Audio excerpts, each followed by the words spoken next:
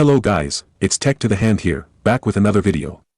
Samsung is expected to debut the Galaxy S22 series at an Unpacked event on February 8th. While details of the phone have slowly leaked over the past few months, pricing for the US has been unknown, but that appears to have changed. Leaker at Chunvan8888 has now revealed pricing for the Galaxy S22 series in the US.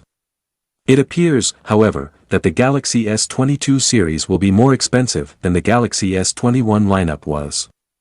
The leaker claims that the Galaxy S22 will start at $899, $100 more than the base Galaxy S21 was. The Samsung Galaxy S22 Plus is touted to begin at $1,099, while the Galaxy S22 Ultra will start at a whopping $1,299. That indicates a $100 price bump across the board, which is unlikely to go down well with fans of the series. The leaker claims that Samsung blames this jump in pricing on the global chip shortage. Considering how prices of materials across all sectors look to have climbed as well, it's a pretty decent excuse. There'll always be the feeling that the global chip shortage is a convenient blame victim, though.